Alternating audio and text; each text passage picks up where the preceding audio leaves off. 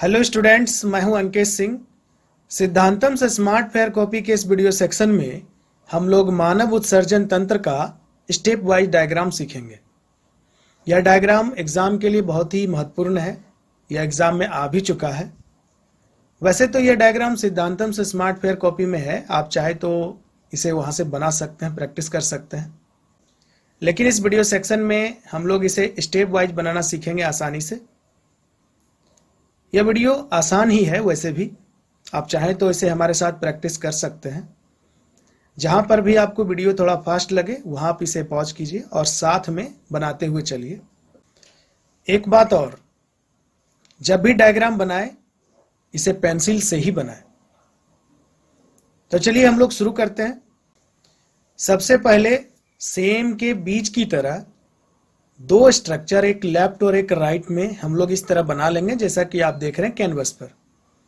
इनके बीच हम लोग थोड़ा सा गैप रखेंगे और दोनों का जो मुंह है दोनों अंदर की तरफ हम लोग को रखना है।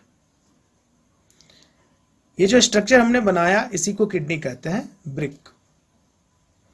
इसमें लेफ्ट वाले किडनी से एक नलिका नीचे की ओर हम लोग ले जाएंगे, एक लाइन इस तरह से खींच करके नलिका बनानी है हम लोग को।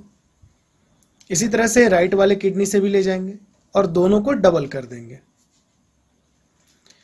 फिर इन दोनों नलिकाओं को ऊपर की ओर जोड़ते हुए फिर नीचे की ओर इस तरह से हम लोग उसको मिला देंगे जैसा कि आप देख रहे हैं कैनवस पर। तो नीचे का भाग कंप्लीट हो गया, बहुत ही आसान है। अब हम लोग आ जाते हैं इसके ऊपर के भाग की ओर, जो बीच में हम लोगों ने गैप छोड़ा हुआ है उसमें।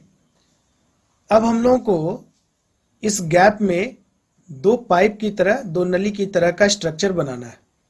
तो सबसे पहले हम लोग पहले पाइप से ही शुरू करते हैं, जो कि हल्का हम लोग इसको लेफ्ट की तरफ लेकर के बनाएंगे। इसके लिए हम लोग दो लाइन को ऊपर से नीचे की ओर इस तरह खींचेंगे। ऊपर वाले हिस्से को हल्का राउंड शेप देते हुए इस तरह मिला देना है। फिर इसे लेफ्ट वाले किडनी से भी जोड़ देना है, दो पतली लाइनों से, और राइट वाले से भी। इन दोनों लाइनों को थोड़ा नीचे की ओर और बढ़ाते हुए जाना है और लास्ट में एक छोटा सा वृत्त बना देना है यहां पर। इसी तरह का एक और नली हम लोगों को बनाना है, एक और पाइप बनाना है। ये राइट की तरफ होगा हल्का, इसको भी जोड़ देना है लेफ्ट वाले किडनी से और राइट वाले से। लेकिन जोड़ते समय लाइन को ऐसे खींचना है जिससे लगे कि यह पीछे की ओर से आकर के इसमें मिला है। लेफ्ट वाले में स्पेशली जोड़ते समय यह ध्यान रखना है, राइट वाले में तो ऊपर से यह मिल ही रहा है। इसको नीचे की ओर थोड़ा और बढ़ाते हुए इसके नीचे भी एक वृत्त हम लोग को इस तरह से बना देना है। तो ये डायग्राम तो कंप्लीट हो गया। अब हम लोग इसका लेवल करेंगे। ये दोनों जो हमने सेम के जैसा स्ट्रक्चर बनाया था, जैसे कि किडनी कहा था हम लोगों ने, ये हिंदी में वृक्क कहलाता है। तो हम लोग यहाँ पर वृक्क भी लिख सकते हैं, किडनी भी लिख सकते हैं, दोनों में से कोई एक शब्द लिखना है।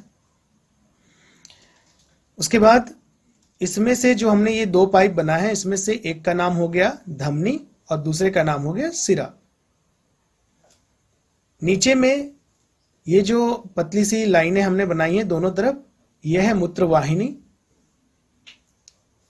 उसके नीचे यह है मूत्राशय और लास्ट में है ये मूत्र मार्ग।